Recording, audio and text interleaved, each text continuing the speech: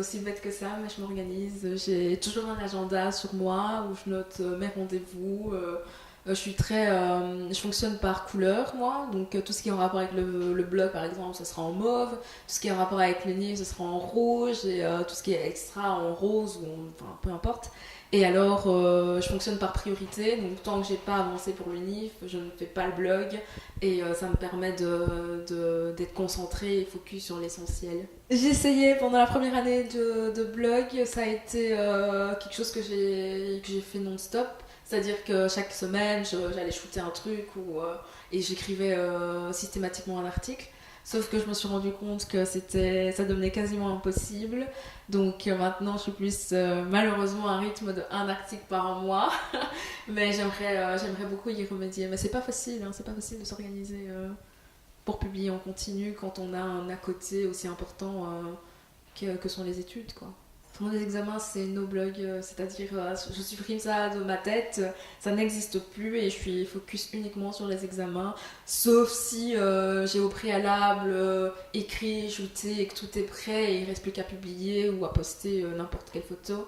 Et bien là, je peux le faire sans souci pendant mes pauses, mais quand tout le travail doit être fait pendant cette période de blocus ou d'examen, c'est mort. En fait, j'ai une liste de sujets que j'aimerais bien aborder sur le blog, d'inspiration en tout genre, et je choisis en fonction de mes humeurs.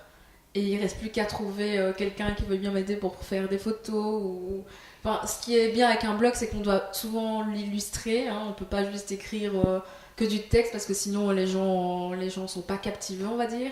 L'écriture est aussi importante que l'illustration, mais l'un ne va pas sans l'autre, en tout cas en mon sens. Et donc je passe, on va dire, allez, entre 2 et 4 heures à la rédaction et entre 1 heure et 2 heures à faire les photos. Après, il faut aussi les retoucher. Et il faut aussi faire la promotion de l'article. Donc honnêtement, si on additionne tout ça, on est bien à 8 heures, 9 heures de boulot. Ouais, très facilement. Honnêtement, mes amis sont pour beaucoup, hein. J'ai d'abord créé une page Facebook où j'ai relayé mes articles et mes amis ont partagé, invité des copines à aimer, etc. Donc après, le bouche à oreille s'en est chargé. Et puis il faut dire que Liège n'est pas une si grande ville que ça. Donc ça parle et les gens découvrent et s'abonnent, quoi. Ah, moi, ça va être très simple. Alors, bien sûr, j'ai des gens qui m'inspirent énormément sur la blogosphère, hein, voilà, quand ils parlent d'un truc ou d'un autre, je suis souvent amenée à moi-même me poser la question et à traiter le sujet à ma manière, mais souvent, la plupart de mes inspirations viennent de Pinterest. Honnêtement, c'est une mine d'or. Je passe des heures là-dessus, même plus qu'Instagram. Je suis accro à Pinterest. On y trouve tout, tout, tout, tout, tout, tout. J'adore Noolita parce que elle est petite comme moi et genre elle s'interdit rien, quoi. La meuf elle ose, elle s'habille comme bon lui semble et ça lui va juste trop bien. Et une qui m'a vraiment donné envie d'ouvrir mon blog, c'est Milky Ways Blue Eyes qui est vraiment hyper inspirante. Elle propose un contenu de malade et moi ça me parle beaucoup. Un tel succès, je dirais pas que j'ai du succès, loin de là, hein, je suis très modeste, mais non, enfin, franchement, j'ai ouvert mon blog et j'étais la première à être surprise quand on me parle par mail. Oui, bonjour Rosca, on aimerait bien ceci, cela, et on aimerait bien que tu viennes là. Je suis là, genre, what, moi?